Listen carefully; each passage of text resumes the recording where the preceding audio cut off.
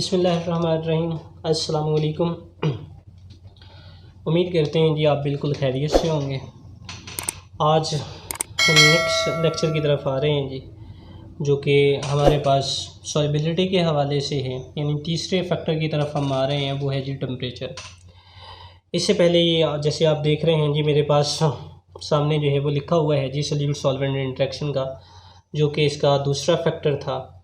उसी से ये रिलेटेड है जी। 3 फैक्टर्स थे, 2 हमने लास्ट लेक्चर में डिस्कस कर दिए हैं और एक हम जो है वो आज डिस्कस करने जा रहे हैं जी, और वो है जी effect of temperature on solubility. मैं पिछले लेक्चर को थोड़ा सा रिपीट करता जाऊँ जी, उसके बाद हम नेक्स्ट लेक्चर की तरफ जो है वो आते हैं जी। पिछले लेक्चर में हमने बात की थी जी सॉल्यूट सॉल्वेंट इंटरेक्शन की। इसमें हमने ये कहा था जी कि 3 तरह की फोर्सेस इसमें पाई जाती हैं जी। एक सॉल्यूट फोर्सेस पाई जाएंगी, सॉल्यूट सॉल्वेंट होगी और सॉल्वेंट होगी। अगर तो हमारे पास सॉल्यूट और सॉल्वेंट की फोर्स ऑफ अट्रैक्शन ज़्यादा होती हैं सॉल्यूट सॉल्वेंट से, तो उसमें डिज़ोल्व नहीं होगा।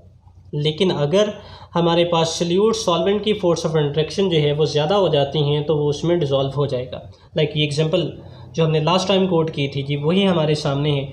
हमने कहा था जी कि हम सोडियम क्लोराइड को वाटर में डिज़ोल्व करने जा रहे हैं जी, और जब इसको हम वाटर में डिज़ोल्व करने जा रहे हैं तो जब हम सोडियम क्लोराइड को पानी में डालेंगे तो पानी के मालिक्यूल्स के 2 एंड हैं जी, पार्शियल पॉजिटिव और नेगेटिव। सो इसको ये अपने घेरे में ले लेता है।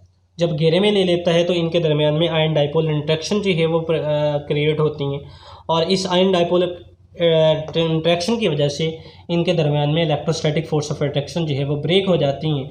और जैसे ही ब्रेक होती हैं, पानी के जो नेगेटिव एंड होते हैं यानी कंपाउंड के पॉजिटिव को, और जो पॉजिटिव एंड होते हैं ये यानी कंपाउंड के नेगेटिव को जो है वो अपने घेरे में ले लेते हैं, और इस तरह से ये इसमें जो है वो डिज़ोल्व हो जाती हैं। आज हम इसके तीसरे फैक्टर पर बात करने जा रहे हैं जी। ये थोड़ा सा ओवरव्यू था जी लास्ट लेक्चर का, जो हमारे साथ मुसलसल कनेक्शन में है जी। इंशाल्लाह उनको ये क्लियर कट पता चल गया होगा जी, और उम्मीद करते हैं जी जो नए हमारे साथ जुड़ रहे हैं वो भी हमारे साथ मुसलसल कनेक्शन के अंदर ही रहेंगे। आज हम टेम्परेचर की बात करने जा रहे हैं जी।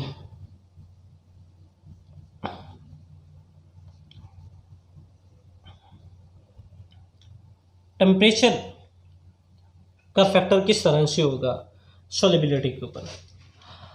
अमूमन हम यही कहते हैं, यही सुनते हैं कि अगर हम टेम्परेचर को इंक्रीज़ कर देंगे तो टेम्परेचर के इंक्रीज़ करने से सॉल्युबिलिटी जो है वो इंक्रीज़ कर जाती है। ये अमूमी रूल है जी कि टेम्परेचर को इंक्रीज़ करेंगे तो सॉल्युबिलिटी इंक्रीज़ हो जाएगी। लेकिन हमेशा ही ऐसा नहीं होगा। हमारे पास सॉल्युबिलिटी के लिहाज से जब हम किसी भी सॉल्यूट को सॉल्वेंट में डालते हैं तो वहाँ पर 2 तरह की जो रिएक्शन है वो हमें देखने को मिलते हैं। एक, या तो वो सॉल्युबिलिटी जो होगी वो एंडोथर्मिक प्रोसेस के तहत होगी,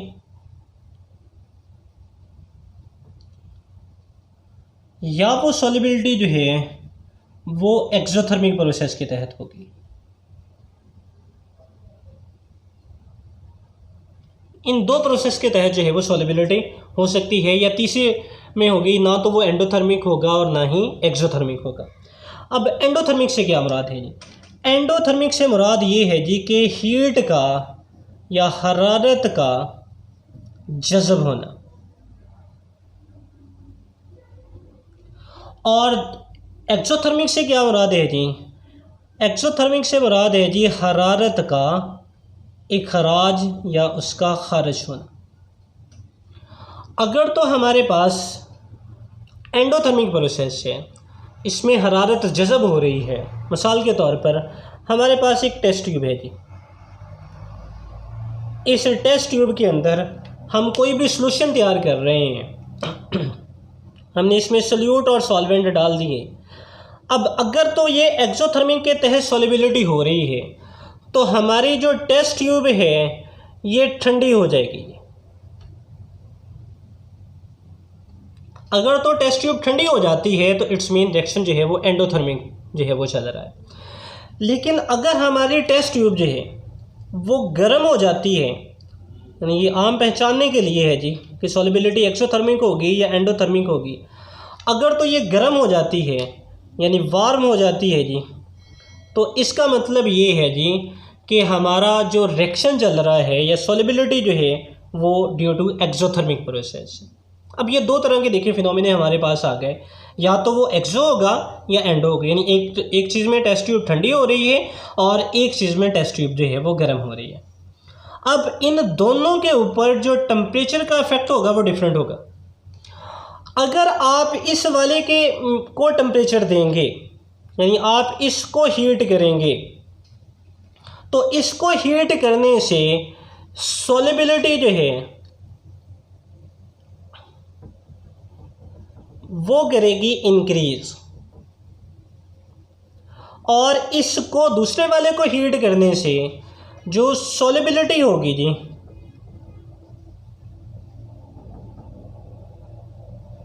वो करेगी डिक्रीज।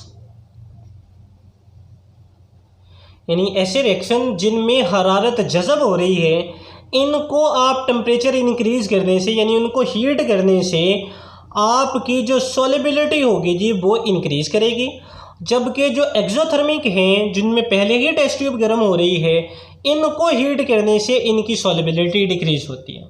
अब इसके पीछे जो है वो पीछे बचा क्या है, जो हमारे पास एंडोथर्मिक होते हैं इनके मॉलिक्यूल्स को सॉल्युबल होने के लिए, जैसे मैं अगर यहाँ पे करूँ, ये हमारे पास कोई भी दो मॉलिक्यूल्स हैं, इन्होंने सॉल्युबल होना है।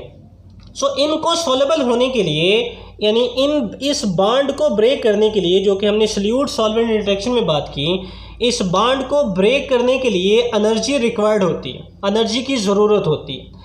इस एनर्जी की ज़रूरत को पूरा करने के लिए वो अपनी सराउंडिंग से एनर्जी को जज़ब करता है, जिसकी वजह से सॉलिबिलिटी डिक्रीज़ कर जाती है। यानी ये बांड तोड़ने के लिए इसको हीट चाहिए, और वो हीट अगर हम बाहर से प्रोवाइड करेंगे तो ये बांड जो है वो जल्दी ब्रेकअप हो जाएगा और सॉलिबिलिटी जो है वो बढ़ जाएगी। जबकि ऐसी सूरत के अंदर जब इनके बांड टूटते हैं यानी ये वाला बांड जो है वो टूटता है, तो इस दौरान इस बांड के टूटने से एनर्जी रिलीज होती है, एनर्जी यहाँ से खारिज होती है। इस वजह से ये जो है वो गर्म हो रहा है, यानी इसको ठंडे माहौल की ज़रूरत है ये वाला बांड को तोड़ने की। अगर हम इसको मज़ीद हीट सप्लाई करेंगे तो ये तोड़ने की बजाय इस प्रोसेस को आकर डिस्टर्ब करेगा। सो इस वजह से इनकी सॉलिबिलिटी जो है वो कम होती चली जाएगी। सो हमारे पास दो तरह के आए जी कि सॉलिबिलिटी या तो इंक्रीज़ करेगी, वो कौन से होंगे जी, वो एंडोथर्मिक होंगे जिनमें हरारत जज़ब हो रही है, और दूसरे कौन से हैं जी, एक्सोथर्मिक है जी जिनमें हरारत का इखराज होगा। ऐसे में अगर आप टेम्परेचर इंक्रीज़ करेंगे तो सॉलिबिलिटी जो है वो डिक्रीज़ होगी। बाय इक्वेशन के साथ अगर हम शो करें जी, एंडोथर्मिक को अगर हम शो करते हैं, एंडोथर्मिक को मैं क्यों लिख दूँ कि जब आप सल्यूट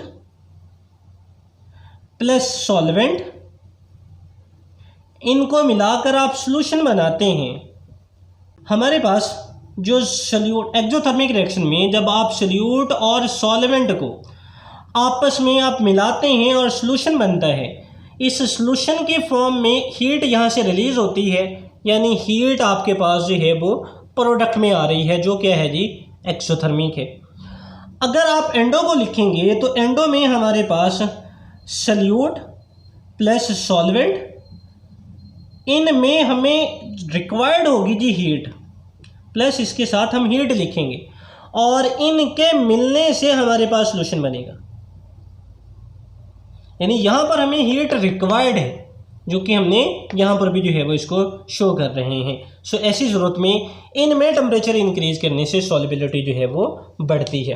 अब इसी को हम एग्जांपल्स के साथ देख लेते हैं, यानी हम ग्राफ के साथ जो है वो इसको देख लेते हैं जी कि ग्राफ के साथ जो है वो इसको किस तरह से हम ज़ाहिर कर सकते हैं जी। मैं इसको थोड़ा रेज़ कर लूँ जी,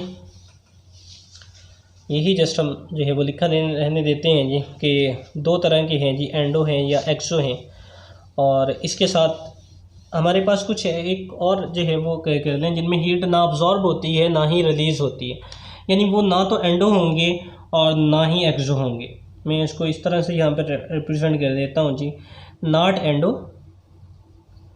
और नॉट एंडो एंड एक्सो, यानी ऐसे जो हैं वो ना तो एंडो होंगे और ना ही एक्सोथर्मिक जो हैं वो होंगे।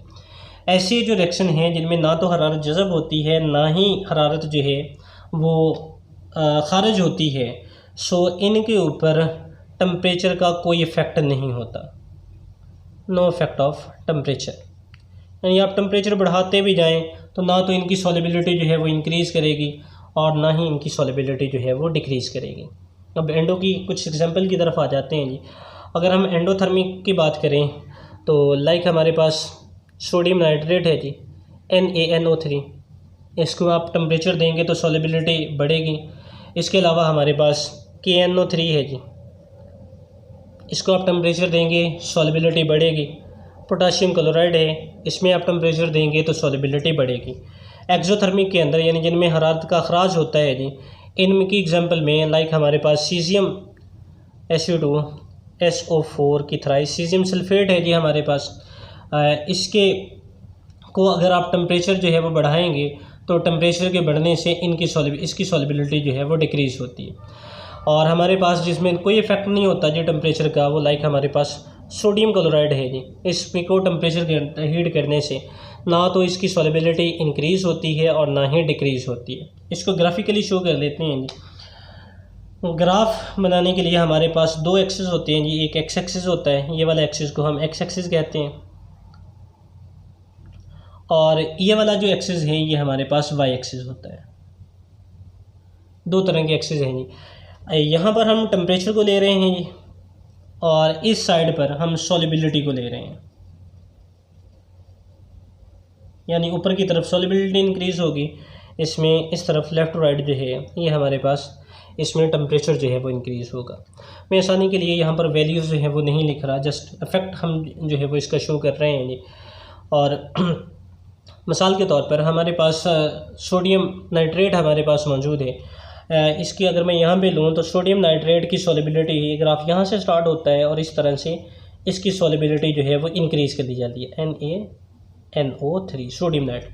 यानी जिस तरह से टेम्परेचर बढ़ रहा है, टेम्परेचर के बढ़ने से सॉलिबिलिटी जो है वो बढ़ती जा रही है। इसी तरह से पोटाशियम क्लोराइड को ले लेते हैं जी। पोटाशियम क्लोराइड भी इसी तरह से है जी, हम टेम्परेचर बढ़ाएंगे तो टेम्परेचर के बढ़ने से सॉलिबिलिटी जो है वो इंक्रीज़ करती चली जाती है। सोडियम क्लोराइड की अगर बात करें तो सोडियम क्लोराइड जैसे कि हमने कहा जी नो इफेक्ट जो है वो होता है जी।